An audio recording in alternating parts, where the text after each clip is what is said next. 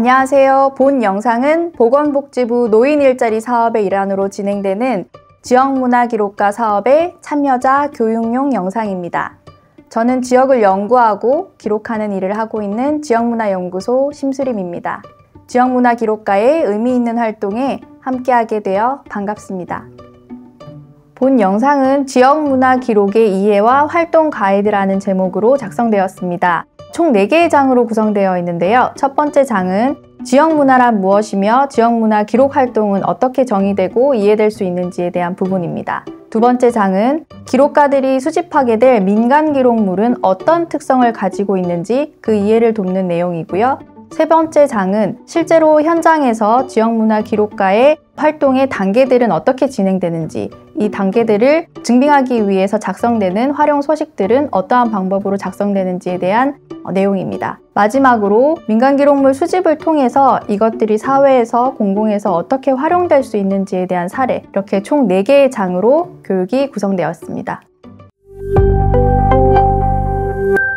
첫 번째 장은 지역문화 기록이란 무엇인가에 대한 내용입니다. 먼저 우리가 기록하고자 하는 대상인 지역문화란 무엇이고 그 뜻과 의미에 대해서 한번 살펴보겠습니다. 지역문화는 특정 지역의 주민들이 공유하는 생활 양식, 가치관, 전통, 예술, 역사, 언어, 관습 등을 포괄하는 개념입니다. 이런 문화적 요소들은 오랜 시간에 걸쳐 지역의 사회 구성원들이 형성해온 유형, 무형의 문화적 산물입니다. 이 기록은 그 지역의 고유한 정체성을 형성하며 주민들의 삶과 깊이 연결되어 있습니다. 예를 들어 특정 지역의 전통 축제나 지역사회에서 일어나는 일상적인 행사들도 중요한 문화적 산물입니다. 이러한 축제와 행사는 그 지역의 특성을 담고 있을 뿐만 아니라 주민들이 함께 공유하는 경험을 통해 공동체 의식을 강화시키는 역할을 합니다. 이때 기록의 필요성이 발생합니다. 이러한 일상의 기록이 바로 지역문화 기록의 핵심이라고 할 수 있습니다.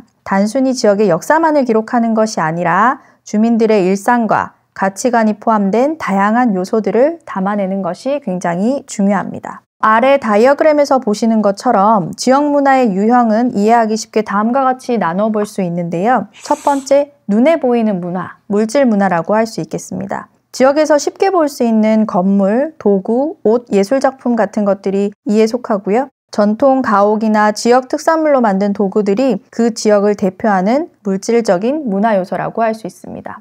두 번째, 비물질 문화입니다. 눈에 보이지 않는 문화인데요. 사람들의 생각, 언어, 관습, 노래, 신념과 같은 것들은 겉으로 보이진 않지만 지역 사람들이 서로 교류할 때 자연스럽게 나타납니다. 예를 들어 지역마다 특색 있는 방언이나 전통 춤, 음식 문화 등이 여기에 속한다고 할 수 있겠습니다.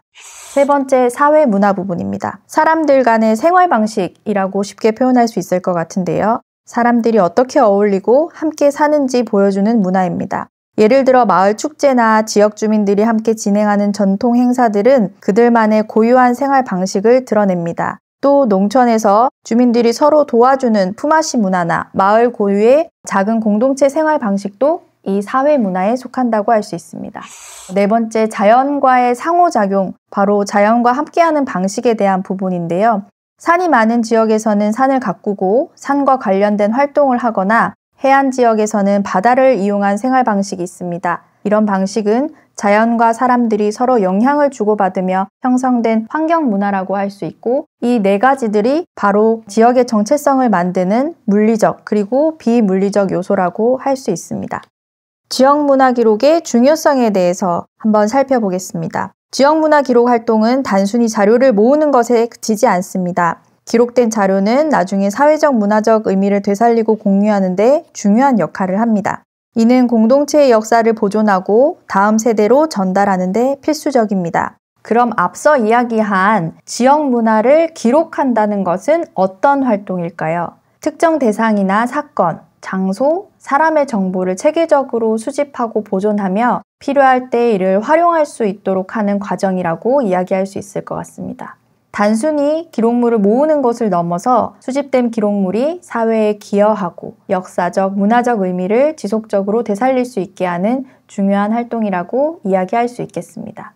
지역 주민들이 스스로의 이야기를 기록하는 것, 누군가의 이야기가 담긴 기록물을 수집하는 것은 단순한 정보 축적을 넘어서 지역 내에서의 이웃 간의 관계 형성과 상호작용을 촉진하는 중요한 사회적 도구가 됩니다. 기존 기록가들이 가지고 있는 사회적 관계망에서 출발하는 이 기록물 수집 활동은 누군가의 소중한 기록물을 수집하는 행위인 동시에 지역사회 내에 쌓여있는 신뢰를 바탕으로 한 협력의 과정이라고 이야기할 수 있을 것 같습니다. 정리하자면 기록물 수집은 단순한 자료 축적이 아닌 지역의 사회적 의미의 재발견 활동이라고 이야기할 수 있으며 시민들 간, 주민 간 신뢰와 협력을 촉진하는 도구로서 기록 활동의 중요성을 이야기할 수 있겠습니다. 민간 분야에서 기록 활동의 과정과 지역 문화 기록가가 하고 있는 기록 활동의 과정은 조금 차이가 있습니다. 기본적으로 지역을 기록한다고 할 때 총 3가지의 단계로 이해할 수 있는데요. 처음에 기록 활동을 계획하는 과정, 그리고 본격적으로 기록 활동을 수행하는 과정, 그리고 정리된 기록물들을 관리하고 활용할 수 있도록 서비스하는 과정, 이 3가지의 과정으로 크게 나눠집니다. 지금 지역문화기록가의 활동은 이 기록 활동의 수행 과정 안에서도 본격적으로 기록물을 수집하는 활동이라고 이야기할 수 있을 것 같습니다. 그래서 주체적으로 지역의 새로운 이야기들을 기록화하는 과정이 아니라 기존의 관계망을 활용해서 중요한 민간 기록물들을 수집하는 활동으로 이야기할 수 있습니다.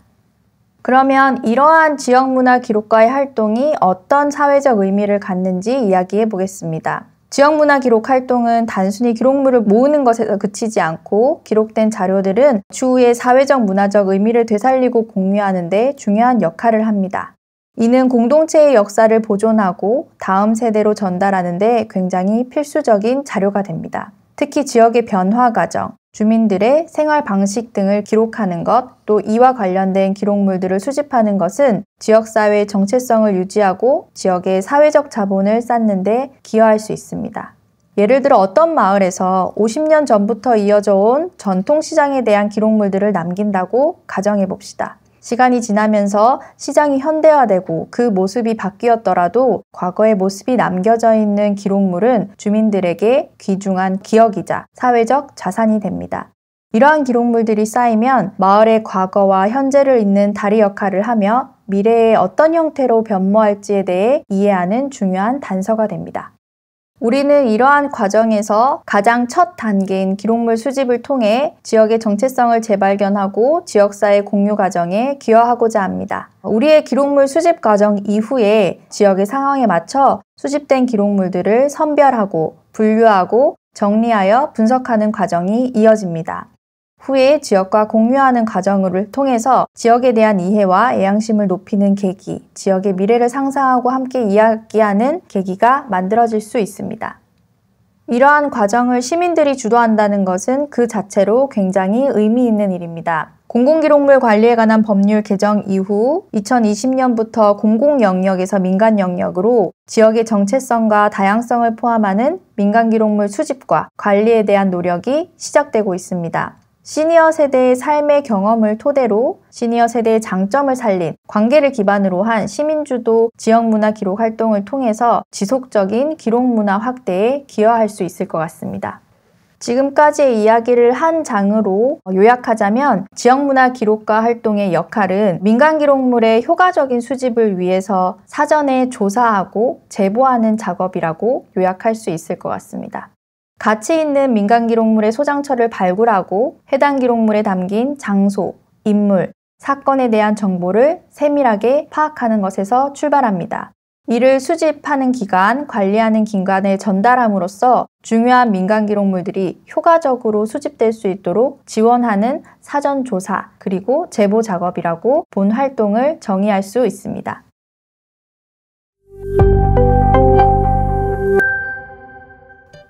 지역문화기록가가 현장에서 다양한 형태의 기록물을 만나게 될 텐데요. 공공기록물과 민간기록물은 어떤 차이가 있는지, 민간기록물의 소장처 유형별로 기록물은 또 어떠한 차이가 있고 어떠한 종류들이 있는지 이번 장에서 자세히 살펴보도록 하겠습니다. 이번 장에서는 민간기록물과 공공기록물의 차이점에 대해서 알아보겠습니다. 공공기록물은 정부나 공공기관이 공식적으로 생산하고 관리하여 사회적, 행정적 가치를 반영하는 기록물이라고 이야기할 수 있습니다. 공공기록물은 주로 행정 업무나 국가정책, 대규모 공공사업 등의 기록물로 사회의 공식적인 역사를 구성하는 중요한 요소가 됩니다. 반면에 민간기록물은 개인이나 지역사회가 경험한 사건이나 생활 방식을 기록한 것으로 보다 다양한 시각과 관점을 제공합니다. 예를 들어 한 개인이 기록한 일기는 개인의 생활뿐 아니라 당시 사회와 문화를 반영하는 중요한 자료가 될 수 있습니다. 이러한 민간기록물은 공공기록물에서 놓칠 수 있는 세세한 삶의 결을 기록하며 이를 통해 지역사회에 대한 더욱 깊이 있는 이해를 가능하게 합니다. 공공기록물과 민간기록물은 상호 보완적인 관계를 형성하고 있는데요. 공공기록물은 큰 틀에서 사회의 변화를 보여주는 반면 민간기록물은 일상생활의 세밀한 부분을 통해 전체적인 사회 변화를 이해하는 데 중요한 역할을 합니다. 이를 통해 공공기록물이 다루고 있지 못한 부분을 보완하며 전체적인 역사적 완성도를 높이는 것이 민간기록물의 역할이라고 할 수 있겠습니다. 공공기록물의 빈자리를 메우는 것이 민간기록물의 가장 큰 중요성이라고 이야기할 수 있을 것 같은데요. 개인이나 단체가 소장한 기록물은 비록 공공기관에서 생산된 것은 아닐지라도 그 기록물이 담고 있는 정보가 지역의 역사와 문화적 정체성을 이해하는 데 있어 중요한 가치를 지니고 있다고 이야기할 수 있습니다. 예를 들어 마을 주민이 개인적으로 보관해온 전통 행사 사진이나 일상 속 기록은 그 자체로 해당 지역의 문화적 기억과 공동체 생활에 귀중한 증거가 됩니다. 앞서 설명과 같이 공공기록물과 민간기록물은 서로 분리되어 있는 것처럼 설명을 드렸지만 사실 이 다이어그램처럼 중복되어 있는 지점들이 굉장히 많습니다.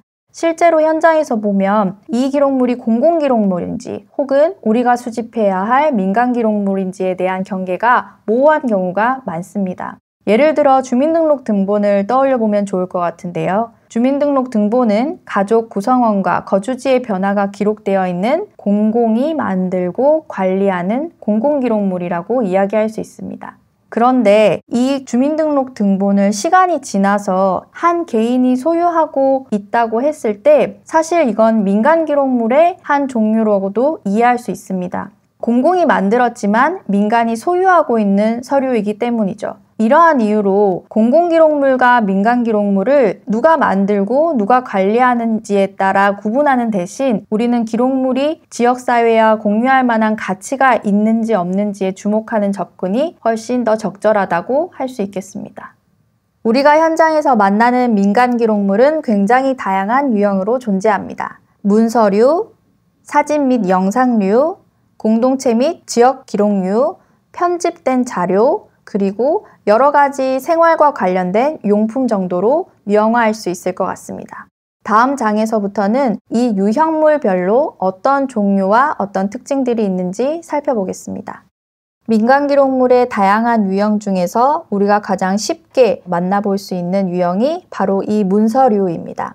문서류의 종류에는 일기, 편지, 가계부, 계약서, 영수증, 신분증 등을 예로 들 수 있을 것 같습니다. 지금 아래 사진에서 보시는 것처럼 일기와 가계부 같은 문서류, 그리고 세 번째는 도민증인데요. 특히 이런 도민증은 특정 지역의 주민임을 알리기 위해서 발행된 신분증으로 1970년대 후반부터 1990년대까지 주로 사용되었습니다. 도민증은 지방자치제 이전에 각 도의 도민임을 증명하고 지방행정 관리를 위해 발급된 신분증이라고 볼 수 있습니다. 당시 국가적 차원에서 주민등록증이 존재했지만 특정 도에서 해당 지역 주민들에게 별도로 발급하여 주민의 신분을 확인하고 각종 지역 내 행정 편의를 도모하려는 목적에서 사용되었습니다. 1990년대 중반에 이르러서 지방자치제가 부활하면서 도민증의 필요성이 점차 사라지게 되었고 주민등록증 체계가 확립되면서 모든 주민의 신분이 통합적으로 관리되기 이전까지 사용했던 도민증입니다. 이렇게 시대가 지나면서 신분증의 유형도 달라져서 이런 도민증과 같은 자료들은 지역의 생활상, 지역의 행정사를 보여주는 굉장히 중요한 자료가 될 수 있습니다. 두 번째 유형으로 사진과 영상류를 이야기할 수 있겠습니다. 우리가 만날 수 있는 사진들의 유형들은 가족 사진도 있을 수 있고, 두 번째 사진에서 보시는 것처럼 지역에 큰 행사들이 있었을 때 찍은 행사 사진, 그리고 지역의 전경이 남아있는 지역 전경 사진들도 쉽게 만나볼 수 있습니다. 이런 것들은 앨범의 형태로 제작되어 있기도 하고요. 그리고 동영상으로 제작되어 있기도 합니다. 이런 사진 및 영상류가 두 번째로 쉽게 만나볼 수 있는 민간기록물의 형태라고 할 수 있습니다. 세 번째 유형으로 공동체 및 지역과 조금 더 긴밀한 관계를 맺고 있는 기록물 유형이 존재합니다. 마을 회의로 축제 기록물, 마을 행사 관련된 기록물, 그리고 관련된 전단지, 방명록, 기사, 그리고 이런 행사들을 준비하기 위해서 작성된 준비 일지, 그리고 행사의 포상으로 준비되어 있는 상장과 같은 기록물들이 이에 속한다고 할 수 있겠습니다. 다음은 편집된 자료입니다. 사진 스크랩과 같은 스크랩북, 그리고 특정 목적으로 제작된 앨범 등은 편집된 자료의 유형으로 이야기할 수 있습니다. 생활사와 관련된 용품입니다. 의식주와 관련된 생활용품, 그리고 문화 여과 관련된 용품, 그리고 행사 관련된 용품 등이 이에 속합니다. 이러한 관련된 용품들은 기록물이라고 보기는 어려운 측면들이 있지만 수행기관의 요구에 맞춰서 수집 조사 여부를 최종적으로 결정하는 것이 필요합니다. 현재까지가 민간기록물의 유형별로 어떤 것들이 존재하는지에 대한 이야기였다면, 본 페이지에서는 시기별로 우리가 어떤 종류의 민간기록물을 만날 수 있을지에 대한 내용들입니다. 1910년에서 1945년 일제강점기와 관련된 기록물들은 일기, 편지, 독립운동과 관련된 자료들이 주를 이룹니다. 이 시기의 일기들은 개인의 삶과 억압된 시대 상황을 생생하게 보여줄 수 있는 자료가 됩니다. 독립운동과 관련된 자료는 시대의 저항 정신을 기록하고 있습니다. 두 번째로 한국전쟁과 전후복국이라고 할 수 있는 1950년에서 60년대 이때에 존재할 수 있는 민간기록물들은 일기와 가족사진 등이 있을 것 같은데요. 한국전쟁 당시 피난민의 삶과 전쟁의 참상을 기록한 일기, 가족사진 등이 존재한다면 이것들은 전쟁의 비극과 이후 복구 과정의 고단함이 잘 녹아져 있는 민간기록물이라고 할 수 있겠습니다. 1970년대는 새마을운동과 관련된 기록물들이 많이 존재합니다. 마을 활동에 관련된 것, 그리고 산업화 시기에 관련된 기록물들이 이에 속한다고 할 수 있겠습니다. 농촌의 변화와 사회의 근대화 과정들을 잘 보여줄 수 있는 민간기록물들이 이 시기의 기록물의 특징이라고 이야기할 수 있겠습니다. 1980년대에서 90년대 민주화운동의 시기에서는 시위와 관련된 일기라던가 관련된 전단지라던가 민간기록물들이 존재할 수 있습니다. 2000년 이후의 기록물들은 정보화 시대 그리고 현대사회와 관련된 기록물로 디지털 시대의 기록물인 블로그 글, SNS 게시물, 디지털 사진 등 현대인의 일상과 사회적 변화를 다채롭고 빠르게 기록하고 있습니다. 우리 지역문화기록가가 주로 현장에서 만나는 기록물들은 1990년대 이전의 기록물들일 경우가 많고요. 누구나 손쉽게 다양한 기록물들을 만들어내기 시작한 2000년대 이후의 기록물들에 집중하기보다 그보다는 사회적 의미와 맥락들을 조금 더 파악할 수 있는 1990년대 이전의 민간 기록물들을 조금 더 주목할 필요가 있습니다. 다음은 민간기록물의 소장처와 그 예시들에 대해서 조금 더 살펴보겠습니다. 이 부분부터는 실제 기록물 수집 활동을 할 때 어떠한 곳을 방문해야 하며 그곳에서 어떠한 기록물을 만나게 될지에 대한 설명이라고 생각하시면 될 것 같습니다. 민간기록물의 소장처는 개인, 마을, 그리고 다양한 지역의 기관으로 나눌 수 있습니다. 각 소장처에서 보유하고 있는 기록물들은 소장처의 성격과 연관된 자료들로 기록의 내용이 매우 다양합니다. 첫 번째로 개인 소장 기록물. 개인 소장 기록물의 예로는 가족사진, 개인일기, 편지 등이 있을 수 있습니다. 이러한 기록물들은 개인의 삶을 반영할 뿐만 아니라 개인이 경험한 사회적 변화와 그 영향을 이해하는 데 굉장히 중요한 요소가 될 수 있습니다. 예를 들어 한 가정의 결혼식 사진은 그 시대의 의복 문화와 간습을 보여줄 수 있는 자료로 활용될 수 있습니다. 두 번째, 마을 단위 소장 기록물로는 마을의 전통 행사 사진이나 마을 회의 기록물 등이 있습니다. 이런 기록물들은 마을 주민들의 공동체 의식과 지역사회의 변화 과정들을 잘 보여줍니다. 예를 들어 농촌 마을에서 이루어졌던 전통 축제의 기록들은 그 마을이 어떠한 방식으로 공동체로서 기능했는지 보여주는 중요한 자료가 됩니다. 세 번째, 기관 단위 소장 기록물. 이것들은 주로 지역사회에서 중요한 역할을 해온 기관들이 보유하는 자료들로 마을의 역사적 사건, 주요 인물 또는 지역의 공공 프로젝트와 관련된 자료들이 이에 포함됩니다. 이러한 기록물들은 지역의 공적인 변화를 이해하는 데 중요한 역할을 합니다.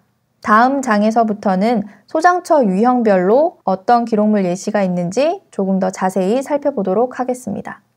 지역문화 기록가가 가장 많이 방문하고 기록물을 얻게 될 곳이 바로 이 개인 소장처입니다. 개인 소장처에서는 일기, 편지, 사진, 가계부, 앨범 등과 같은 기록물들을 만나실 수 있는데요. 이 기록물들의 특징은 개인의 일상과 경험을 반영하며 감정과 개인적 서사가 담겨져 있다고 볼 수 있습니다. 기록물 보유자가 고령화로 인해 소실될 위험에 있음에도 불구하고 디지털과 복사본 보존에 대한 욕구들은 있으나 실제로 이 기록물들을 기증하고자 하는 데에는 여전히 부담감이 있으실 수 있습니다. 그래서 기록가분들이 현장을 방문을 했을 때 이 기록물들을 잘 조사해서 온다라는 생각보다 현재 이 개인이 가지고 있는 기록물들의 현황을 소장처와 소장처 개인과 같이 함께 살펴본다는 생각으로 접근하는 것이 바람직합니다. 곳곳에 흩어져 있는 사진들이나 문서류들을 같이 확인하고 그에 얽혀있는 이야기들을 잘 기록하는 것이 중요합니다. 그 다음으로 마을회관과 노인회관과 같은 마을 단위의 소장처에서 소유하고 있는 민간 기록물들에 대한 설명을 드리겠습니다. 대부분의 마을회관과 노인회관 같은 경우에 사진에서 보시는 것처럼 별도의 문서들을 보관하는 캐비넷이 있거나 별도의 창고들이 존재하고 있기 마련입니다. 여기에는 마을 관련된 행사들, 그리고 구전해온 자료들, 그리고 마을 축제와 관련된, 마을 회의와 관련된 기록물들을 소장하고 있는 경우가 많은데요. 이 기록물들의 특징을 보면 지역사회의 공동체 활동과 변화를 반영하며 마을의 전통과 관습이 포함되어 있는 경우가 많습니다. 그럼에도 불구하고 관리 주체가 불분명하다 보니 이 기록물들을 조사하는 데 있어서 이것들을 진행하는 데 의사결정 과정이 개인보다는 복잡한 경우가 많습니다. 마을 대표자의 성향에 따라 기록물과 관련된 지식에 대한 차이가 굉장히 크게 존재합니다. 오래 마을에 살아왔거나 혹은 마을 대표직을 오래 하고 계신 분들 같은 경우에는 마을에서 소장하고 있는 기록물들에 대한 이해가 굉장히 많으시고 그것들이 언제부터 어떠한 형태의 이야기들로 전해졌는지에 대한 얘기들을 같이 해주실 수 있지만 최근에 부임해온 마을 대표라던가 마을에 산지 얼마 안 되는 마을 대표자와 같은 경우에는 사실 마을이 보유하고 있는 기록물의 현황을 잘 모르고 있는 경우가 존재합니다. 그래서 현 마을 대표자뿐만 아니라 마을 노인회, 부인회 등 마을의 역사와 관련된 기록물들을 실제로 가지고 있거나 이것과 관련된 이야기를 잘 알고 있는 주체를 미리 파악하는 것이 필요합니다. 마지막으로 기관 단위에서 소장하고 있는 기록물들의 예시와 특징입니다. 기관 단위라고 했을 때 예를 들어 문중, 향교, 서원, 지역의 사찰과 교회와 성당과 같은 종교기관, 그리고 작은 단위의 도서관, 지역 신문사, 출판사 등이 이에 속합니다. 기관과 관련된 공식적인 기록물들은 사회적, 행정적 가치를 지니며 지역사회 발전과 관련된 자료들이 많습니다. 이러한 기관 단위의 소장처에 방문하기 위해서는 사전 작업이 반드시 필요한데요. 면담 및 수집을 위한 의사결정 과정이 복잡한 기관들이기 때문에 사실 민간 기록과의 접근이 쉽지는 않은 부분입니다.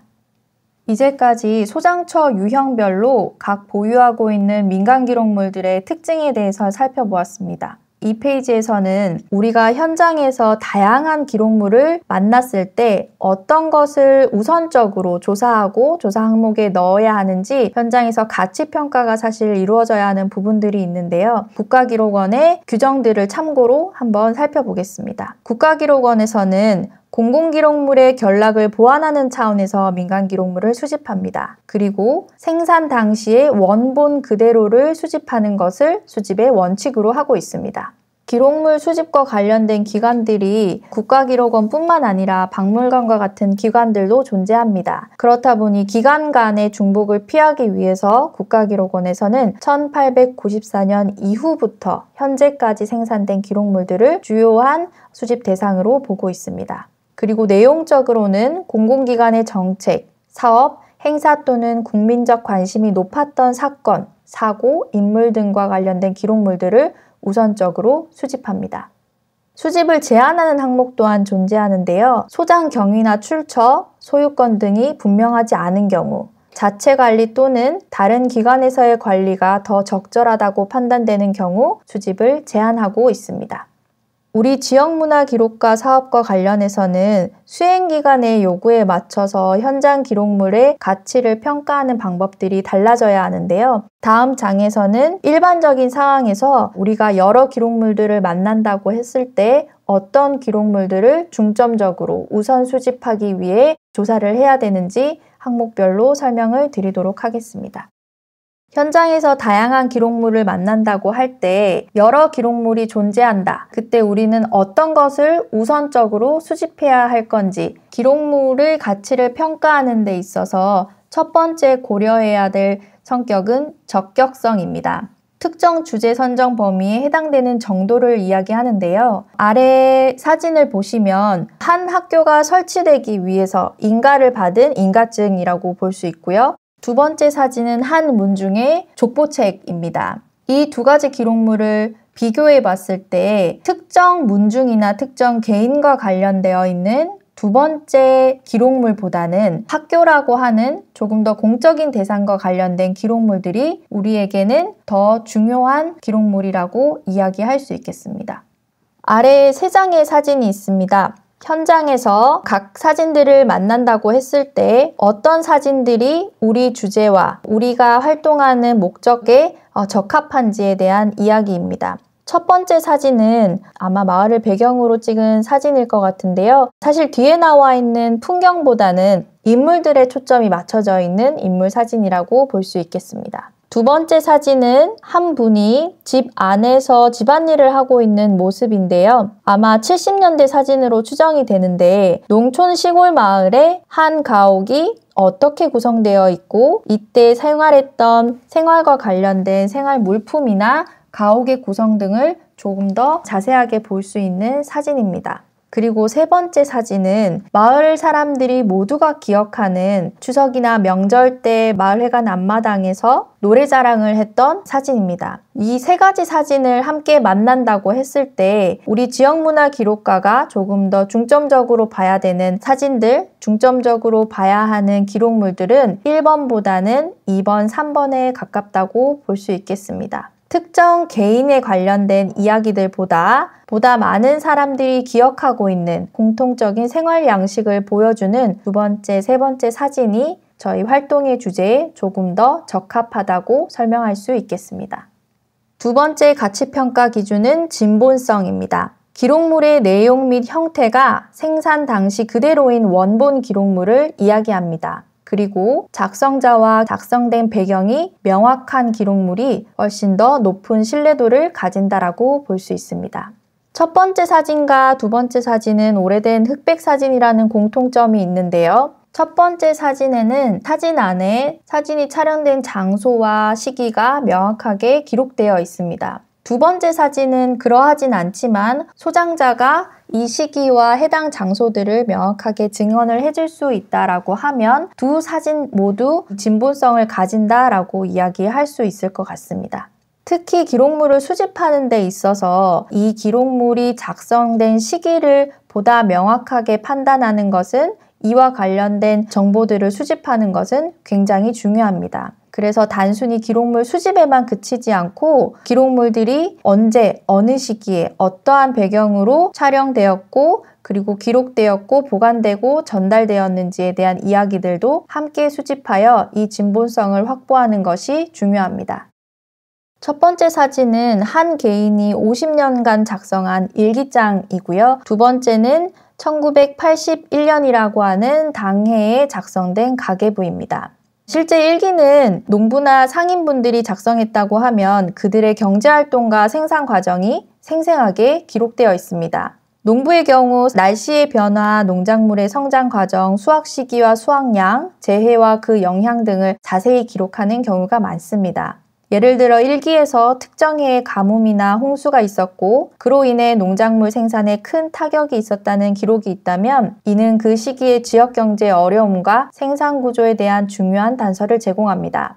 농부나 상인의 일기에서는 지역사회와의 관계나 공동체 활동에 대한 언급이 자주 포함됩니다. 예를 들어 마을에서 열린 공동작업 또는 축제, 마을 모임에 대한 기록은 당시의 공동체 생활과 주민들 간의 협력 체계를 이해하는 데 중요한 단서를 제공합니다.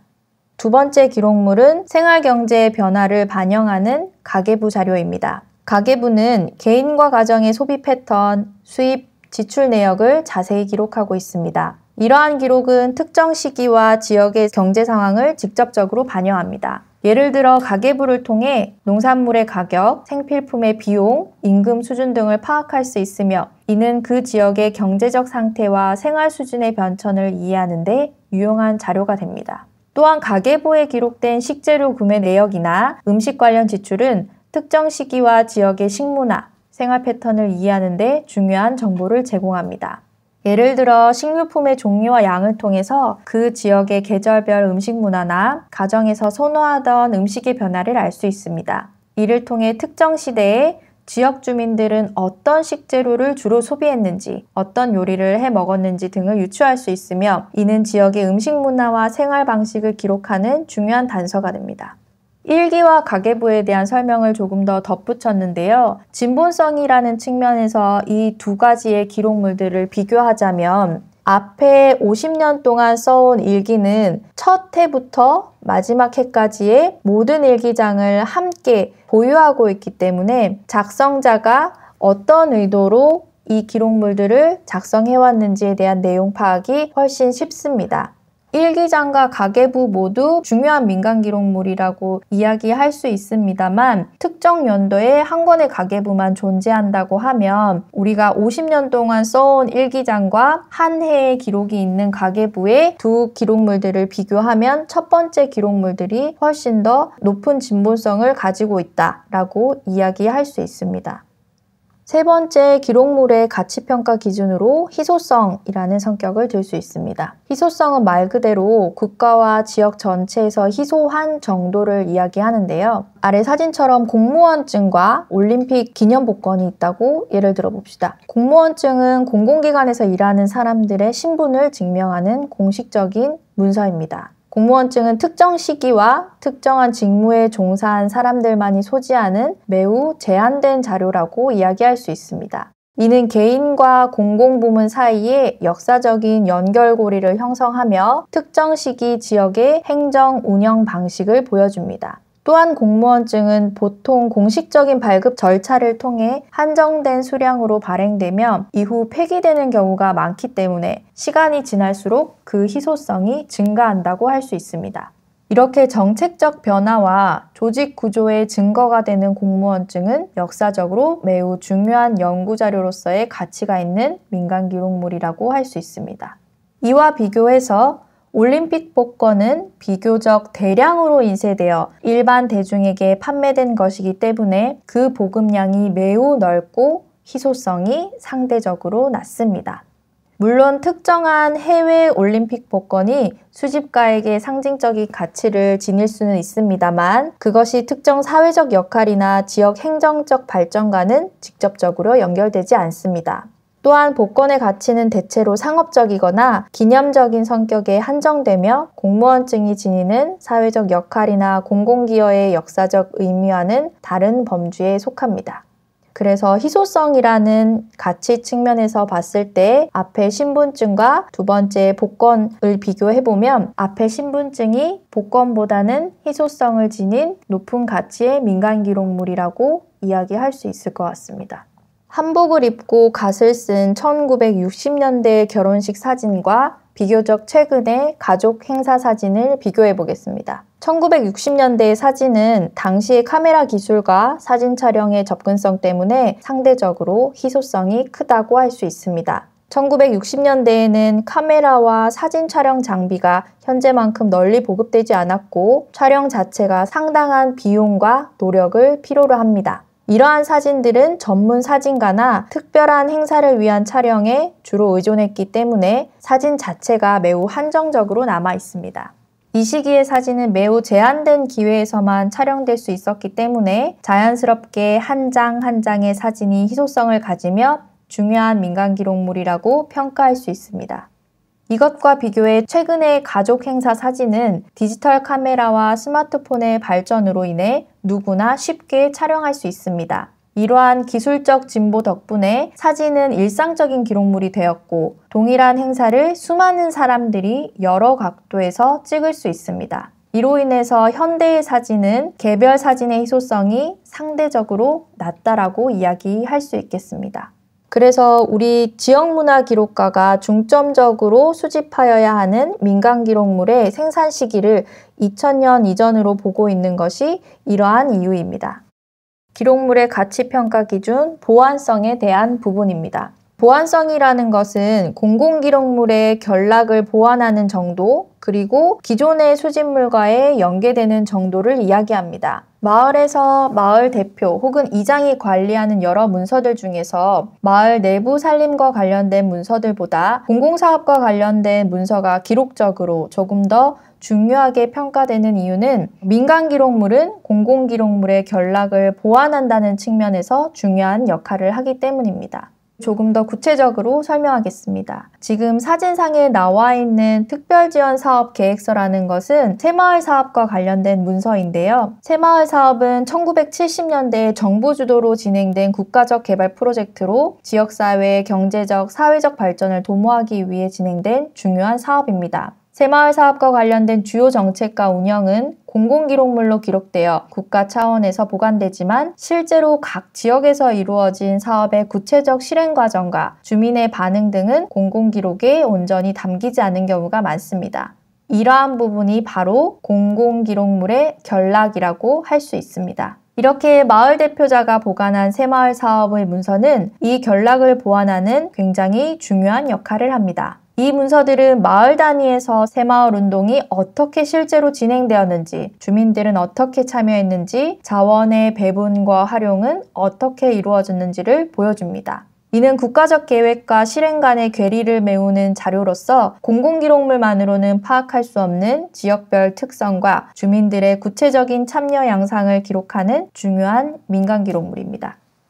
보존성. 기록물의 형태, 재질 등이 수집 보존에 적합한 정도를 이야기합니다. 오래된 기록물들은 온도나 습도의 변화, 자외선과 같은 환경적인 요인, 곰팡이, 해충과 같은 생물학적인 요인, 그리고 부주의한 취급, 자연재해와 같은 물리적인 요인, 방치와 잘못된 복원과 같은 인적 요인 등 다양한 이유로 훼손될 수 있습니다. 높은 습도는 곰팡이 발생을 유발하고 강한 자외선은 종이와 잉크색을 바래고 재질을 약화시킵니다. 또한 해충은 기록물을 먹어 물리적으로 손상시키며 잘못된 취급이나 보관은 기록물의 찢어짐, 구김 등을 초래할 수 있습니다. 산성화는 종이를 약하게 하고 잘못된 보존 처리는 오히려 더 큰 손상을 유발할 수 있습니다. 이러한 요인들을 효과적으로 관리하지 않으면 기록물의 역사적, 문화적 가치가 심각하게 훼손될 위험이 있습니다. 기록물의 형태, 재질 등이 비교적 본래의 내용을 잘 보존된 기록물일수록 우선 수집, 조사되어야 합니다. 활용성 측면입니다.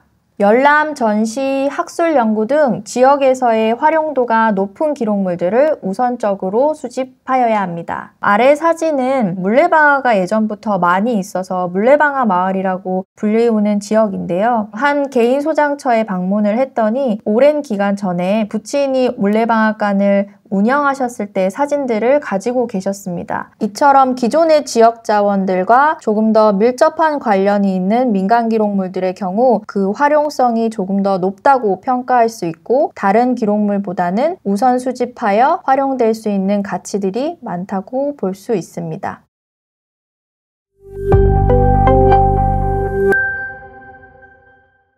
이 장에서는 현장에서 다양한 민간 기록물을 접하게 될 경우 민간 기록물을 우선적으로 선별하여 어떤 민간 기록물을 우선적으로 선별하여 조사할 것인지에 대한 기준을 알아보았습니다. 또 이를 위해 기록물의 구체적인 예시를 통해 선별 기준을 조금 더 자세히 살펴보았습니다. 3장에서는 실제 현장에서 수집 조사 업무를 단계별로 어떻게 수행해야 하며 각 단계에서 필요한 세부사항과 수행 내용에 대해 정리하는 방법을 설명드리며 이를 지원하기 위한 서식 방법들도 함께 안내드리겠습니다. 지역문화기록관은 기록물 수집이라는 활동을 수행합니다. 이 수집이라는 활동을 조금 더 자세히 설명하면 앞장에서 예시로 살펴본 개인, 마을, 기관과 같은 민간 단위의 소장처가 보유한 중요 기록물을 조사하여 이를 수행기관에 전달하는 역할을 말합니다. 이 조사 내용에는 해당 소장자가 보유하고 있는 기록물의 종류와 내용, 보존 상태 등이 포함됩니다. 기록가에 의해 조사된 내용을 수행기관이 공유받아 검토하여 기관이 기록물을 이관받아 관리하고 활용할 만한 기록물로 판단이 되는 중요 기록물의 경우 조사 내용을 토대로 추후 소장자에게 기관의 내부 규정에 맞춰 이관 방법을 안내하고 유도하여 활용하는 단계로 이어지게 됩니다. 기관에서 민간 기록물을 이관받는다는 것은 개인이나 단체가 소유하고 있는 기록물을 해당 기관이 공식적으로 수집하여 보관 및 관리의 책임을 맡는 과정을 의미합니다. 이는 단순히 물리적인 소유권 이전을 넘어 기록물의 가치 보호, 체계적인 관리, 공공적 활용을 가능하게 한다는 점에서 중요합니다. 이때 기관은 사진, 종이와 같은 기록물 본연의 물리적 형태 또는 스캔본, 촬영본과 같은 디지털 형태로 이관받을 수 있습니다. 이관의 사례로는 기록물을 기관에 영구적으로 양도하는 기증의 방법, 일정 기간 동안 보존과 관리의 권한을 기관에 맡기는 위탁의 방법, 기관이 전시, 연구, 복제 목적을 위해 소유하지 않고 활용만을 위해 일시적으로 빌려오고 반환하는 대여의 경우도 가능합니다. 이렇게 다양한 이관 방법을 수행기관의 상황에 맞춰 선택하여 소장자에게 제안할 수 있습니다. 이러한 과정을 통해 민간 기록물은 개인적 또는 단체적 유산에서 벗어나 더 큰 공공적 가치를 발휘할 수 있게 됩니다. 우리 지역문화기록관은 수행기관이 어떤 목적으로 어떠한 때에 해당 기록물의 원본을 이관할지 알 수 없지만 현재의 조사가 이러한 방법으로 활용될 수 있도록 하는 전 단계의 조사라는 점을 인지하고 이러한 전 과정을 소장처, 소장자에게 설명할 수 있어야 합니다. 지금부터 본격적인 민간 기록물 수집 활동의 3단계에 대해 설명드리겠습니다.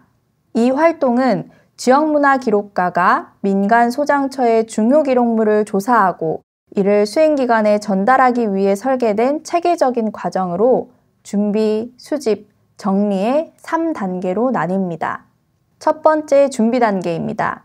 먼저 수집 계획을 수립하는 준비 단계에서는 기록물 조사와 수집 활동을 위한 기초 작업을 수행합니다. 이 단계는 이후의 모든 활동을 체계적으로 진행하기 위해 계획하는 과정입니다. 두 번째, 수집 단계. 다음으로 소장처를 직접 방문하는 수집 단계에서는 민간 소장처를 직접 방문하여 기록물을 조사하고 필요한 정보를 수집하는 과정입니다. 세 번째, 정리 단계.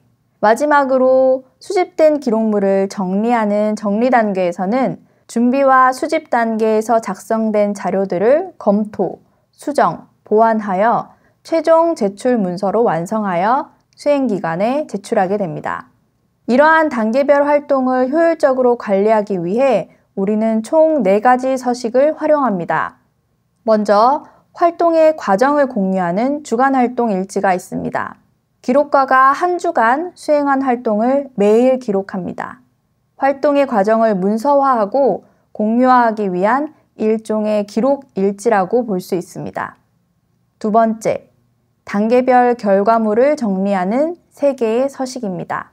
첫 번째 준비 단계에서는 수집 활동의 흐름과 계획을 기록한 수집 활동 보고서의 초안을 작성합니다. 두 번째 수집 단계에서는 기록물의 주요 내용을 정리한 수집 카드와 이를 활용하기 위한 허가서를 소장자와 함께 현장에서 작성합니다. 세 번째 정리 단계에서는 준비와 수집 단계에서 작성된 3개의 문서를 검토하고 제출용으로 수정 및 보완합니다. 한 번 더 정리하면 민간기록물 수집 활동은 준비, 수집, 정리라는 3단계로 구성되며 매일의 활동은 주간 활동 일지에 기록하고 단계별 결과는 총 3개의 서식으로 체계적으로 정리합니다. 이러한 과정을 통해 기록물 수집의 모든 활동을 체계적이고 효율적으로 진행하며 이를 수행기관과 원활히 소통하는 도구로 일지와 3개의 보고서식을 활용합니다. 민간기록물 수집 절차의 첫 단계인 준비 과정에 대해 알아보겠습니다.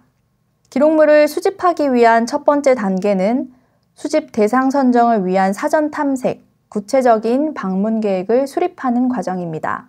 이 단계의 핵심은 방문할 기록물 소장처를 전략적으로 선정하는 것입니다. 접근하기 어렵고 낯선 대상보다는 기록가와 신뢰관계가 이미 형성된 가까운 소장처를 우선적으로 선정하는 것이 중요합니다. 기록물 소장자가 오랜 시간 생산하고 보관해온 기록물들은 단순한 자료가 아닌 개인의 기억, 추억, 역사가 담긴 소중한 재산입니다. 이러한 기록물을 함께 들여다보고 공적 활용의 가치를 설득하는 과정은 소장자와 기록가 간의 깊은 신뢰를 기반으로 이루어지는 행위입니다. 따라서 기록가는 민간기록물 수집 대상을 선정할 때 가족, 친인척, 거주 중인 마을 또는 소속된 공동체와 같이 본인과 신뢰관계가 이미 형성된 대상을 우선적으로 고려하는 것이 좋습니다. 이는 소장자의 동의를 얻기 쉽고 원활한 소통을 통해 기록물 수집 활동의 기틀을 마련할 수 있고 수집된 기록물의 신뢰도를 높일 수 있기 때문입니다. 예를 들어 기록가가 집안의 오래된 결혼식과 장례식에 대한 사진들을 잘 보관하고 있는 본인의 친인척을 대상으로 기록물 수집 활동을 수행한다고 가정해 봅시다. 친인척이기 때문에 이미 신뢰관계가 형성되어 있어 본 활동의 과정과 취지를 설명하고 이를 통해 기록물이 조금 더 가치 있도록 활용되는 것에 조금 더 편안하게 설명할 수 있게 됩니다. 그리고 단순한 개인의 기억이 아니라 지역문화 연구와 공유에 중요한 기여를 한다는 수집사업 본연의 취지를 조금 더 진정성 있게 전달할 수 있게 되죠. 이러한 관계에서는 단순한 기록물뿐 아니라 해당 기록물이 갖고 있는 이야기까지 자세히 확보할 수 있다는 장점까지 존재하게 됩니다. 결론적으로 신뢰를 바탕으로 한 대상을 선정하는 것은 기록물 수집 활동의 시작점이자 성공의 열쇠입니다. 준비 단계에서의 이러한 전략적 접근이 이후 모든 과정을 결정짓는 중요한 요소가 됩니다. 1단계 준비 과정에 대해 좀 더 자세히 알아보겠습니다. 핵심 활동입니다.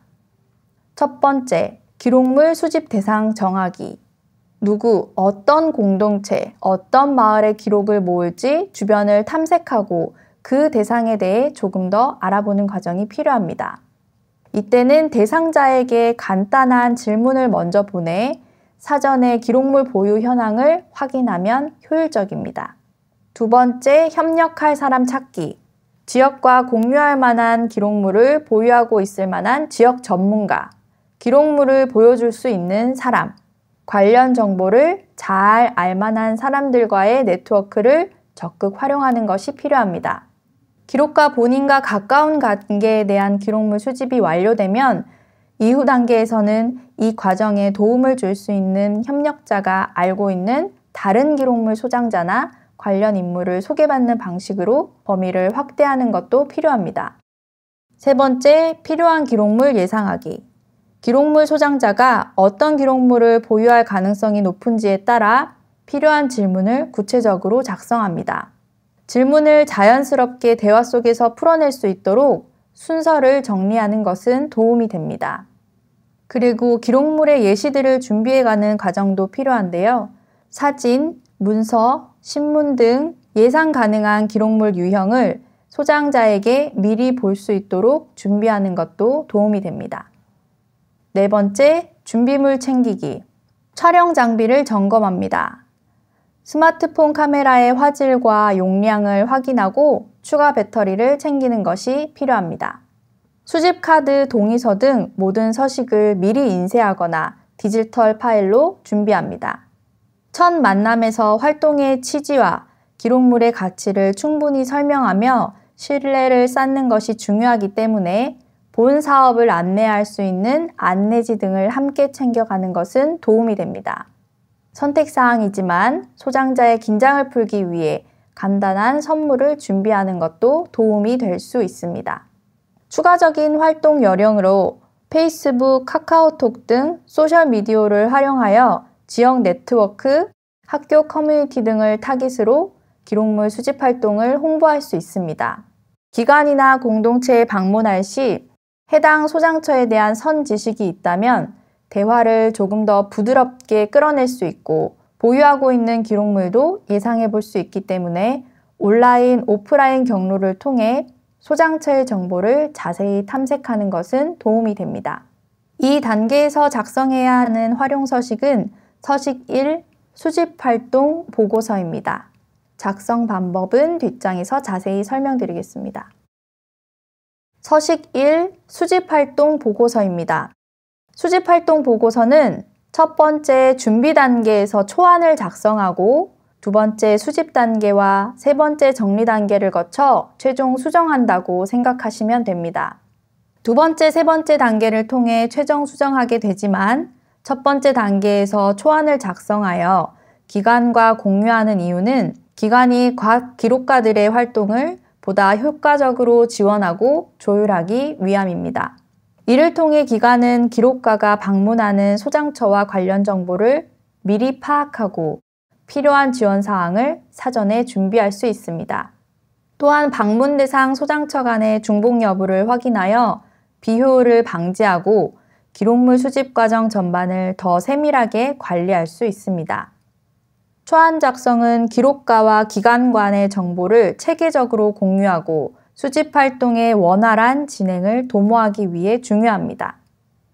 수집활동 보고서는 기록물 소장처별로 작성하는 것이 원칙입니다. 예를 들어 수행기간 동안 한 곳의 기록물 소장처를 방문했다면 수집활동 보고서는 한 건으로 작성해야 하며 두 곳의 기록물 소장처를 방문했다면 각각에 대해 총 2건의 수집활동 보고서를 작성해야 합니다. 수집활동 보고서의 세부 내용을 살펴보겠습니다. 기록가 이름과 함께 활동 기간에는 본 기록물 소장처를 방문하기로 계획하고 실행, 관련 내용을 정리한 총 기간을 기입합니다. 아래로 소장물 소장처의 위치 정보를 명확하게 기입합니다. 앞서 여러 차례 말씀드렸다시피 본 조사 내용을 토대로 수행 기간이 필요할 시 해당 기록물 소장처에 다시금 연락, 방문할 수 있으므로 소장처의 정보를 정확하게 기입합니다. 아래 소장처 소장자 정보란에는 소장처와 소장자에 대한 기존 정보와 수집 과정에서 새롭게 확인한 사실들을 기록합니다. 특히 기록가와 소장자가 기존에 알고 있던 관계였다면 그 구체적인 성격과 맥락을 명확히 기술합니다. 이러한 정보는 기록물에 담긴 내용과 그 생성, 보관의 사회적, 문화적 배경을 이해하는 데 핵심적인 자료가 됩니다. 기록물의 맥락을 파악하고 해석하는 데 있어 소장처와 소장자의 환경 및 관계는 중요한 단서를 제공하므로 기록가는 가능한 자세하고 정확하게 알고 있거나 새롭게 파악한 내용을 기재해야 합니다. 이를 통해 기록물의 내용적 가치와 맥락적 의미를 종합적으로 이해하며 추후 수행기간이 유의미한 자료로 판단하는 근거로 활용됩니다. 소장처 방문 및 수집 활동 사진과 활동 후기는 2단계 수집 단계에서 촬영하고 3단계 정리 과정에서 작성하여 본 수집 활동 보고서를 완성합니다. 지역문화기록가가 기록물을 수집하는 과정에 다양한 변수들이 생길 수 있습니다. 예정된 소장처와 접촉이 어려워지거나 소장자가 기록물의 사본 제공을 갑작스럽게 거부하는 경우도 생길 수 있습니다. 기록물의 사본 제공에 대해 해당 소장처 내에서 갈등이나 의사결정에 너무 많은 시간이 소요되어 어쩔 수 없이 활동 보고를 포기해야 하는 경우, 혹은 사전에 예상했던 기록물과 실제 방문하여 확인한 기록물의 내용, 유형, 양 등이 크게 상이하여 소장처를 새롭게 섭외해야 하는 경우 등 다양한 현장에서의 변수들이 생길 수 있습니다. 이 또한 기록가의 활동 중에 충분히 일어날 수 있는 일임을 이해하는 것은 필요합니다. 활동 과정에서 기록물 소장처의 변동이 생기면 이 과정에서 작성했던 수집활동 보고서는 실제 기록물 수집을 위해 방문한 최종 소장처를 기준으로 재작성하여 완성합니다. 지역문화기록가의 단계별 활동 과정을 잘 공유하기 위해 주간활동일지를 작성합니다. 주간활동일지는 말 그대로 기록가가 한 주간 수행한 활동을 기록하는 일지로 비교적 자유롭게 작성할 수 있는 서식입니다. 본 슬라이드에서는 앞서 말씀드린 1단계 준비 단계를 수행한 주를 가정하여 주간 활동일지 작성 방법에 대해 설명드리겠습니다. 먼저 활동일자와 요일을 기입합니다. 다음은 장소입니다. 기록가의 활동은 수행기관에서 이루어질 수도 있고 경우에 따라 관련 기관이나 기록가의 자택, 기록물 소장처 등 비교적 다양한 장소에서 이루어지게 될 것입니다.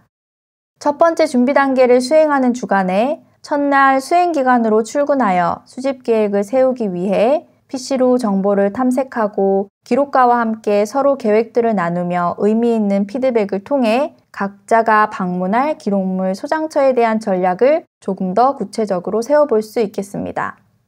두 번째, 기록가가 본인이 거주하고 있는 마을 대표자가 있는 마을회관을 방문하는 것으로 가정해 봅시다.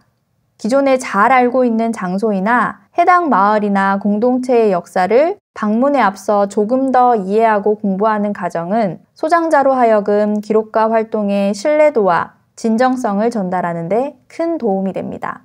이러한 준비 작업들을 지역 도서관 방문이나 온라인 검색을 통해 진행하고 이러한 내용들을 활동일지에 기록하면 됩니다.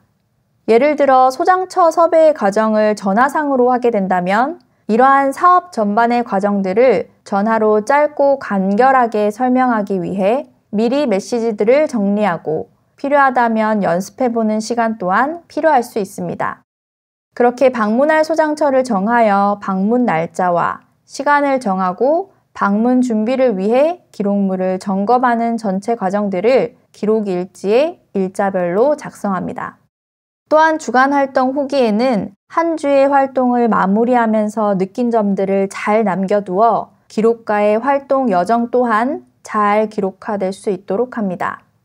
그리고 단계별 제출 서식들이 잘 작성되고 있는지 스스로 체크하며 점검해 봅니다. 동일한 방법으로 1, 2, 3 진행 단계별로 매일의 활동을 주간활동 일지 서식을 활용하여 작성하시면 됩니다. 이렇게 작성된 일지를 통해 수행기간은 기록가들의 활동 진행 상황을 면밀히 살펴볼 수 있을 뿐만 아니라 기록가 또한 본인이 작성한 일지를 통해 반복되는 기록물 수집 활동의 노하우를 스스로 축적하고 활동의 완성도를 점차 확보해 나갈 수 있게 됩니다. 차질 없이 과정별로 잘 진행된 상황들을 기록하고자 하는 것이 기록 활동의 작성 의도가 아니라 기록가의 실수와 현장에서 겪는 어려움을 수행기관과 그리고 동료 기록가들과 잘 공유할 수 있도록 하는 것이 우리가 기록일지를 작성하는 이유라고 할 수 있겠습니다. 다음은 민간기록물 수집 절차의 두 번째, 수집 단계입니다. 이 단계에서는 수집 대상이 되는 기록물들이 실제로 소장된 현장을 방문하여 기록물을 조사하고 사본을 확보하는 과정을 수행합니다. 이 단계의 핵심은 현재 진행하는 작업은 기록물의 실제 수집이 아닌 수집을 위한 사전 조사 단계라는 점을 명확하게 인지하고 소장처에게도 전달하는 것입니다. 지역문화기록가의 활동은 추후 수행기간의 자체 평가를 통해 선별된 원본 기록물들을 수집할 수 있도록 하는 수집 전 단계의 조사 작업으로 기록물의 유형과 내용, 보존 상태 등을 가능한 자세히 파악하고 이를 함께 기록하는 것이 중요합니다. 그리고 상황에 따라 기록물 소장자의 요구사항이 있다면 이를 함께 파악하여 소장자의 목소리를 대변하는 것이 필요할 수 있습니다. 특히 기록물 소장자가 해당 기록물을 관리에 어려움을 겪고 있어 빠른 시일 내에 안전한 환경, 안전한 기관에 기증하기를 희망하고 있는 경우 소중하게 보관해오고 있으나 정확한 내용을 파악하고 있지 못해 기록물 해석에 전문가의 도움이 필요한 경우 등 소장처의 다양한 욕구와 어려움 중에서 공적 해결이 가능한 경우들이 존재할 수 있습니다. 이 같은 경우에는 빠르고 정확하게 수행기관에 해당 목소리가 잘 전달될 수 있도록 중간자의 역할을 충실히 수행해야 합니다. 두 번째, 원본이 아닌 사진 촬영본, 즉 기록물 사본을 수집하는 과정에서 기록과가 수집카드에 작성한 기록물 사본은 반드시 소장자의 동의서에 명시된 범위 내에서 공적 활용이 가능하다는 점을 소장자에게 잘 설명해야 합니다. 이를 충분히 이해시키고 동의를 얻은 경우에만 기록물의 사본을 수집할 수 있습니다. 충분한 시간과 노력을 통해 소장자가 기록물 활용의 가치를 이해하고 이를 신뢰할 수 있도록 하는 것이 중요합니다. 만약 동의 과정이 충분히 이루어지지 않았거나 사본 활용 범위에 대한 소장자의 이해 없이 기록물을 수집했다면 다음과 같은 문제가 발생할 수 있습니다. 첫 번째, 소장자는 본인이 동의와 다르게 기록물이 활용되고 있다고 느끼며 수행기관 또는 기록물 활용처에 불만을 제기할 수 있습니다. 두 번째, 소장자와 수행기관 간의 신뢰가 무너질 경우 향후 기록물 수집 활동 전반에 부정적인 영향을 미칠 수 있습니다. 이는 해당 소장자뿐만 아니라 다른 소장자와의 협력에도 악영향을 끼칠 수 있습니다. 세 번째, 기록물 사본 활용이 동의의 범위를 벗어났다고 판단될 경우 법적 분쟁으로 이어질 가능성도 배제할 수 없습니다. 2단계 수집 과정에 대해 좀 더 자세히 알아보겠습니다. 핵심 활동입니다. 첫 번째, 기록물 소유자의 신뢰 얻기. 기록물 소유자에게 활동의 목적, 진행 절차, 추후 과정에 대해 명확히 설명하는 것이 필요합니다. 예를 들어 이 기록물은 지역사 연구와 보존에 매우 중요한 자료가 될 수 있습니다. 저는 동의하신 기록물들을 촬영하여 기관에 보고하는 역할을 하며 촬영된 기록물은 동의서에 명시된 범위 내에서만 사용됩니다 라고 설명할 수 있겠습니다. 이 과정에서 소장자에게 과장된 약속은 피해야 합니다. 소장자의 신뢰를 얻기 위해서라도 수행기관이 해당 기록물을 추후에 구입하여 특정 용도로 활용할 것이라는 과장된 약속은 절대 해서는 안 됩니다. 예를 들어 기관이 이 기록물을 추후에 구매하기 위해 연락이 갈 수 있도록 하겠다와 같은 약속을 해서는 안 됩니다. 추후 기관의 판단에 따라 원본 이관이 필요할 경우 추가적인 연락이 갈 수도 있음을 있는 그대로 설명하고 본 활동이 그 사전 단계임을 분명히 강조하는 것이 필요합니다. 그리고 기록물 사본 제공에 대해서도 망설이는 소장자에게 시간을 주고 기록물의 가치와 보존 필요성을 충분히 설명합니다. 실제 현장에서는 한 번 방문한 소장처보다 시간을 두고 2번, 3번 추가적인 방문을 한 곳에서 더욱 가치 있는 기록물을 공유받는 경우가 많습니다. 소장자는 기록가에게 마음을 여는 시간도 필요하지만 실제 어떤 기록물이 지역사회에 도움이 될 수 있을지 스스로 확인해보고 준비하는 시간 또한 필요할 수 있기 때문에 중요한 기록물들을 많이 보유하고 있다고 예상되는 소장처의 경우 소장처가 부담스러워하지 않는 범위 내에서 여러 번 반복적으로 방문하여 기록물 정리에 함께 손을 보태고 기록물과 관련된 이야기를 충분히 들으며 활동을 수행하는 것을 추천드립니다. 두 번째, 유형별로 나누어 수집하기. 문서, 사진, 음성 파일 등 다양한 유형의 기록물을 분류하여 수집하면 이후 관리와 활용이 용이합니다. 예를 들어 다양하고 많은 양의 기록물들을 보유하고 있는 곳일 경우 이번에는 각종 문서들을 우선적으로 정리하고 다음 방문 시 사진을 다루겠습니다 하고 이야기하여 구분하여 정리할 수 있습니다. 세 번째, 기록물 사진 촬영 및 수집카드 작성. 기록물을 스캔하거나 사진 촬영으로 디지털화하여 원본은 소장처에 안전하게 보존하고 기록물의 촬영본을 수집합니다. 문서나 사진의 경우 전문 스캐너를 활용하여 디지털화하는 방법이 좋긴 하지만 기록가의 경우 현실적으로 불가능하므로 핸드폰이나 카메라로 기록물을 촬영할 시 실내 조명이나 사진의 해상도, 왜곡 방지 등을 신경 써서 원본과 최대한 유사한 디지털 이미지를 확보하는 것이 필요합니다. 네 번째, 기록의 배경과 이야기 기록하기. 기록물의 내용, 작성 또는 촬영된 배경, 소장 경위 등을 기록하며 맥락을 상세히 이해합니다. 소장자와의 짧은 인터뷰를 통해 기록물과 관련된 이야기를 더 얻어냅니다. 이 사진은 어떤 계기로 촬영되었나요? 이 문서는 어떤 상황에서 작성된 건가요? 하고 기록물 내용이 담고 있지 않은 그 밖의 정보들을 소장자와의 대화를 통해 파악하고 이를 수집카드에 함께 작성합니다.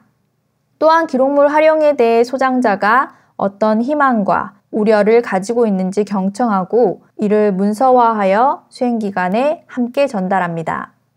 추가적인 활동 요령으로 현장에서 얻은 정보는 당일에 바로 정리하는 것이 중요합니다.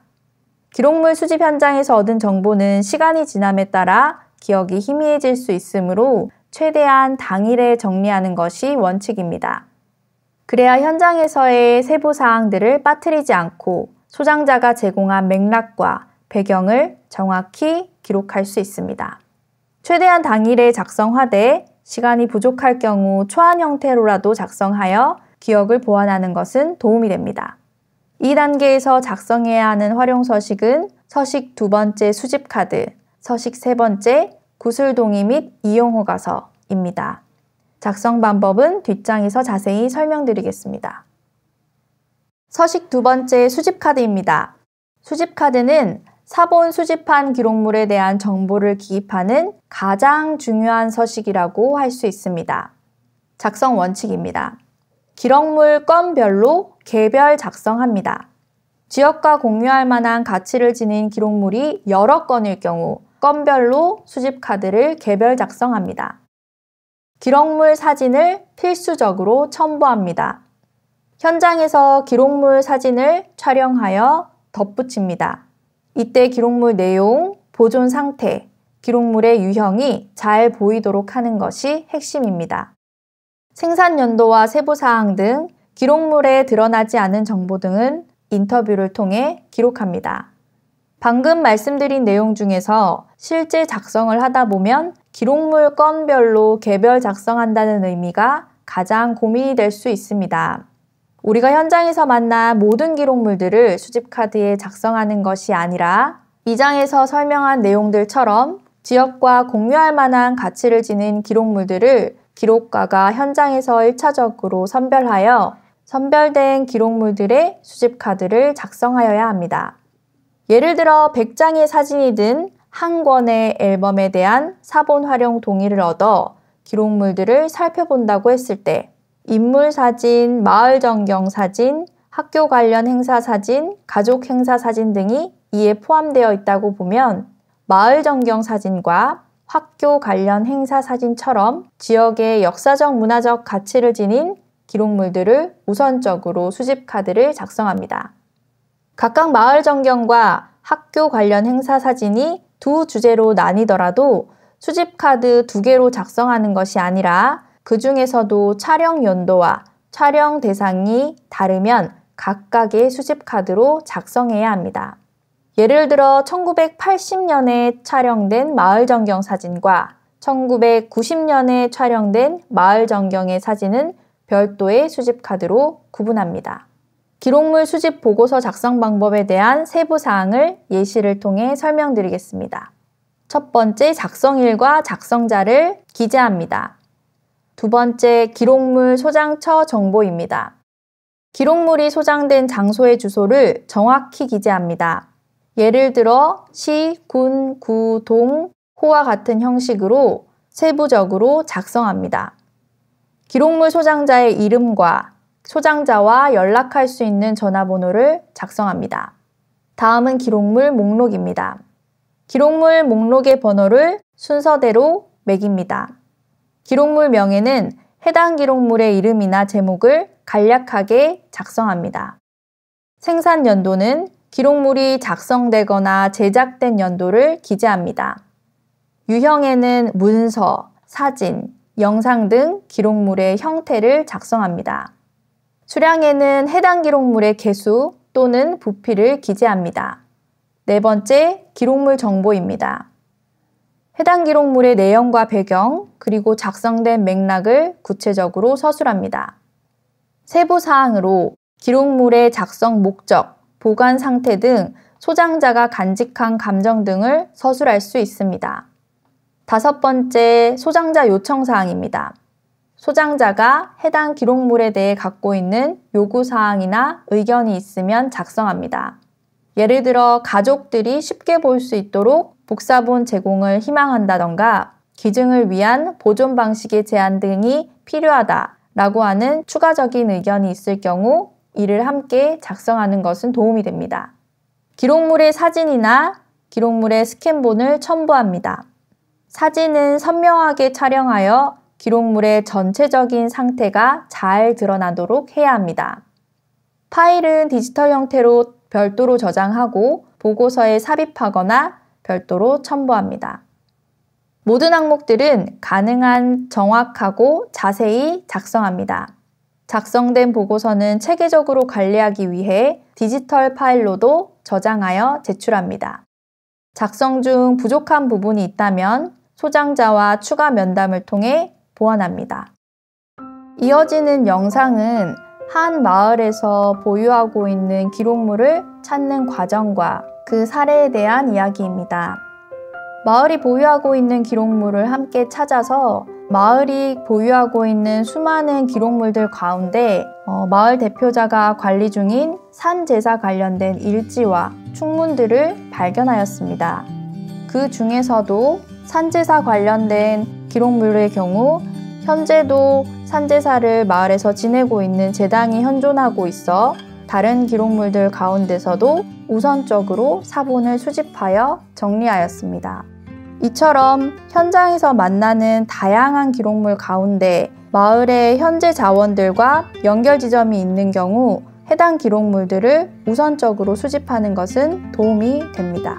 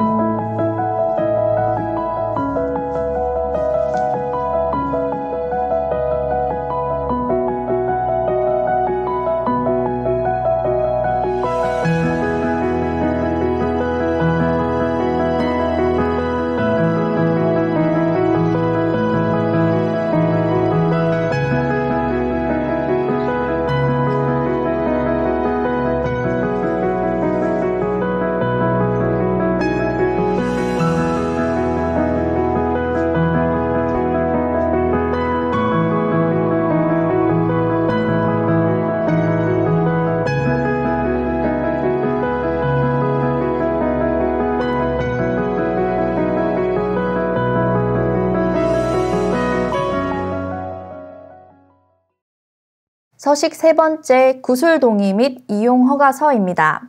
이 동의서는 기록물 활용 및 관리에 관한 법적, 윤리적 문제를 방지하고 기록물 수집 활동의 투명성과 신뢰를 확보하기 위해 사용됩니다. 이를 통해 기록물의 가치를 효율적으로 관리하고 소장자의 의견을 존중하는 기반을 마련할 수 있습니다. 현장에서 관련 내용들을 설명드리고 동일하게 출력해간 두 부를 현장에서 작성하여 한 장은 소장자에게, 한 부는 기록가가 기관에 제출합니다.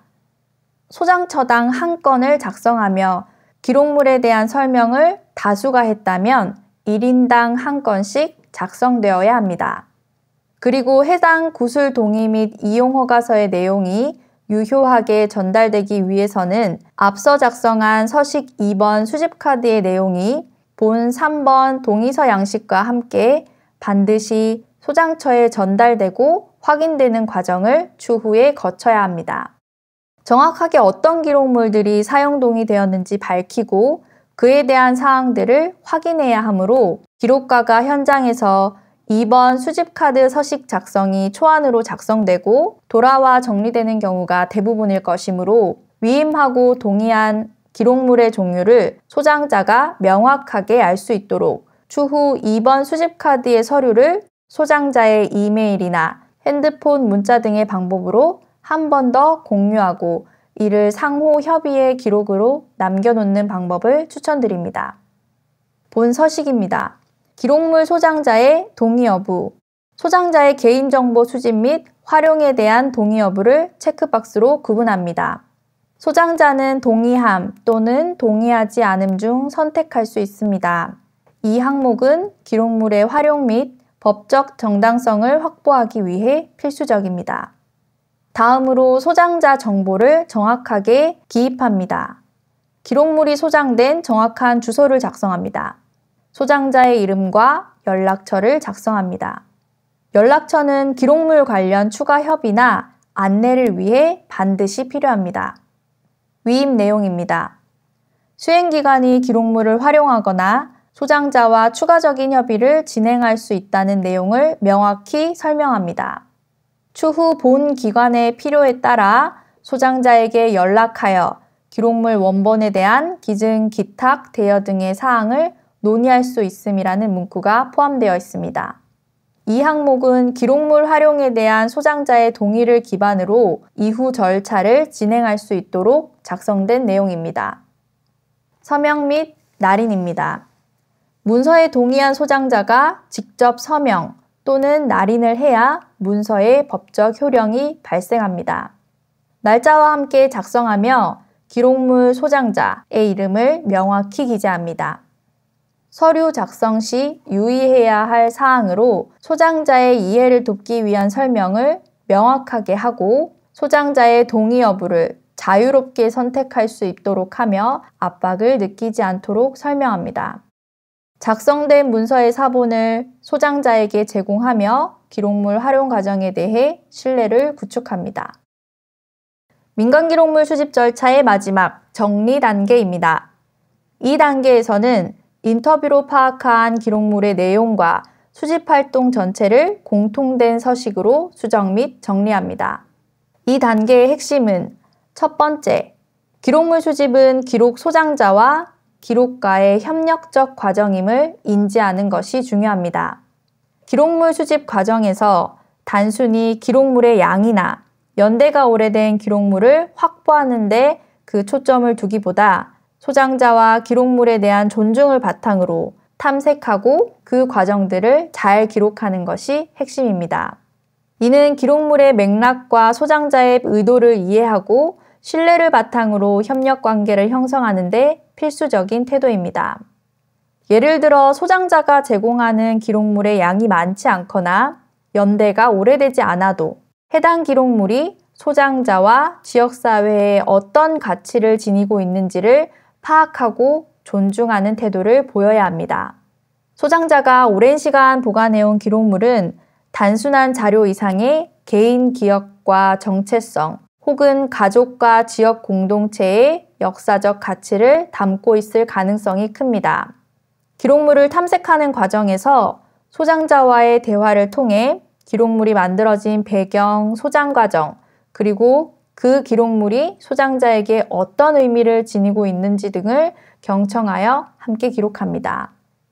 또한 기록물을 조사하면서 소장자와의 협력 관계를 유지하려면 기록물의 가치와 활용 가능성을 설명할 때 소장자를 존중하는 언어와 태도를 사용하는 것이 필요합니다. 소장자의 협조는 기록물 수집 활동의 성공 여부를 좌우하는 핵심 요소이기 때문에 소장자가 기록물 제공에 대해 자부심을 느낄 수 있도록 대화를 이끌어가야 합니다. 두 번째, 기록물 정보와 보유 현황을 정확히 기록하고 전달하기 위해 마지막까지 노력합니다. 기록물에 담긴 정보와 소장자의 보유 현황은 내용의 누락이나 과장 없이 상세히 기록해야 하며 이는 기록물의 가치 평가를 위한 기초 자료로 활용됩니다. 기록물의 가치는 수집 단계에서 단정적으로 판단하기보다 추후 관계기관에 의해 보다 정밀한 평가 과정을 통해 결정될 수 있습니다. 따라서 기록가는 기록물에 대한 세부적인 정보와 보유 현황을 체계적으로 정리하고 평가와 활용의 기반이 될 수 있도록 정확성과 신뢰성을 확보하는 것이 중요합니다. 3단계 정리 과정에 대해 좀 더 자세히 알아보겠습니다. 핵심 활동입니다. 자료의 정제 및 정리. 수집된 자료 중 중복된 자료는 제거하고 필요한 부분만 정리하여 정확성을 확인합니다. 특히 수집 카드에 입력된 사진과 한글 서식 파일이 누락되지 않았는지 확인합니다. 수집된 사진 중 같은 장면을 촬영한 중복 사진은 하나만 남기고 나머지는 제거하여 수집 카드에는 고유한 사진만 포함합니다. 디지털 아카이브의 저장. 수집한 자료의 디지털 파일을 체계적으로 보관할 수 있도록 폴더와 파일 이름을 일관되게 정리합니다. 파일 이름은 작성 연도, 월, 일, 다음 소장처, 기록물명, 유형 등의 형식으로 작성합니다. 예를 들어 2025년 1월 15일 홍길동의 소장처에서 마을 전경과 관련된 사진들을 입수했다면 파일 이름은 수집 연도, 소장처 기록물명, 유형 등의 형식으로 작성합니다. 활동 요령입니다. 팀 내 기록가들과 함께 수집물을 공유하며 현장에서의 성과와 한계를 함께 논의하는 것은 도움이 됩니다. 이 과정에서 수집 카드의 보완점과 차후 활동의 전략을 재구성합니다. 3단계의 수집 활동이 수행기간 동안 계속해서 반복되므로 각 단계별로의 보완점이나 서식에 있어서의 수정이나 공동작업을 하면 좋을 부분 등을 구성원들이 함께 논의하여 계속해서 활동의 효율성을 높이고 보다 중요한 기록물의 수집을 위한 핵심에 집중할 수 있는 방법들을 고민하시기를 제안드립니다. 마지막 정리에서는 수집활동 보고서를 수정 작성합니다. 수집활동 결과를 기반으로 서식을 한 번 더 검토하고 필요시 내용을 보완하여 제출용으로 완성합니다. 이제까지의 내용을 한 번 더 정리하겠습니다. 기록물 수집의 핵심 요소는 기록물의 내용 전달과 절차적 구조에 대한 확보, 활동의 맥락에 대한 기록이라고 할 수 있겠습니다. 기록물 내용에 대한 전달 부분은 기록물에 담긴 정보와 메시지를 체계적으로 전달하는 과정을 말합니다. 기록물의 내용은 단순히 데이터의 집합이 아니라 소장자와 지역사회에 얽힌 역사적 사회적 맥락을 이해하고 해석하는 데 중요한 자료로 활용됩니다. 이 과정에서 기록물의 가치를 명확히 파악하여 소장자와 수행기관 간의 신뢰를 형성하는 것이 중요합니다. 두 번째, 절차적 구조 확보. 기록물을 수집, 정리, 활용하기 위한 체계적인 절차와 형식이 필요합니다. 이를 통해 수집된 기록물이 단순한 자료를 넘어 연구와 공공적 활용이 가능한 데이터로 전환되게 됩니다. 세 번째, 활동의 맥락 기록. 활동의 맥락은 단순히 기록물을 나열하는 것을 넘어 그 기록물이 생성된 사회적 문화적 배경을 포함합니다. 이는 기록물의 활용 가치를 등대시키고 장기적인 보존 및 관리에 도움을 줍니다. 구체적인 활용 결과물로는 기록물의 내용을 전달하기 위해 수집 카드를 작성하고 절차적인 구조를 확보하기 위해 구술 동의 및 이용 허가서를 작성합니다. 세 번째, 활동의 맥락을 기록하기 위해 수집 활동 보고서를 작성합니다. 마지막으로 활동 과정을 일지화하며 수집 활동 과정에서의 성과, 한계, 소장자의 피드백 등을 매주 기록하여 단순 기록뿐만 아니라 활동의 평가와 향후 계획 수립에 중요한 참고 자료로 활용합니다.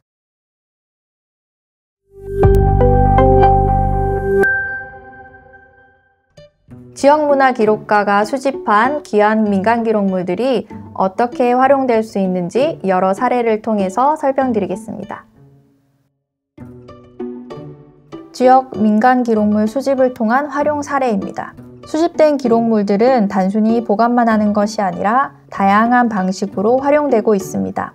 이번 장에서는 민간 기록물의 활용 방안에 대해서 사례를 통해 알아보겠습니다. 민간 기록물 수집을 통해 지역의 이야기를 중심으로 한 다양한 콘텐츠를 제작할 수 있습니다. 예를 들어 기록물을 기반으로 한 전시회, 워크숍, 지역 투어 등을 마련하여 지역을 찾는 관광객들에게 지역을 알리는 매력적인 콘텐츠로 활용할 수 있습니다. 지역의 민간 기록물들은 청소년과 대학생들에게 지역사와 역사의 흐름을 이해할 수 있는 좋은 자료가 될 뿐 아니라 학교나 다양한 기관에서 지역사 교육 자료로 활용될 수 있습니다. 지역의 민간 기록물 수집을 통해 현재의 지역의 역사를 펴내는 작업 또한 가능합니다. 마을지는 특정 마을의 역사, 생활상, 문화적 변화, 주민들의 이야기를 종합적으로 기록한 문서 또는 책자를 의미합니다. 마을지는 마을 공동체의 기록물로 마을의 정체성, 주민들의 삶, 전통과 변화의 과정을 후대에 전하기 위해서 작성됩니다. 실제로 경기도 안성의 한 마을에서는 1년이라는 긴 시간 동안 주민들이 각자가 보유하고 있는 민간 기록물을 오랜 시간에 걸쳐 한데 모으고 이를 워크숍을 통해 공동의 기억들과 추억들까지 한데 모아 마을의 역사와 시기별 변화상, 주요 장소와 주민들이 기억하는 마을 행사, 문화에 대한 이야기들을 기록화하는 마을지를 만들어내는 사례 또한 존재합니다. 이처럼 흩어진 민간 기록물을 수집하여 지역 컨텐츠로 활용하는 것은 지역의 생활사와 문화유산을 체계적으로 보존하고 후손들에게 지역의 이야기를 생생하게 전해줄 수 있는 중요한 수단이 됩니다. 민간 기록물 수집과 보존, 활용 과정에서 가장 중요한 것은 지역문화 기록가와 같은 시민들의 참여입니다. 지역의 민간 기록가가 적극적으로 참여하여 자신의 이야기를 기록하고 가치 있는 기록물을 함께 공유할 때 비로소 지역문화 기록이라는 진정한 의미가 실현될 수 있습니다. 지역의 민간 기록물을 수집하는 의미 있는 활동에 함께 하시게 된 것을 다시 한번 환영합니다. 이상으로 강의를 마치겠습니다.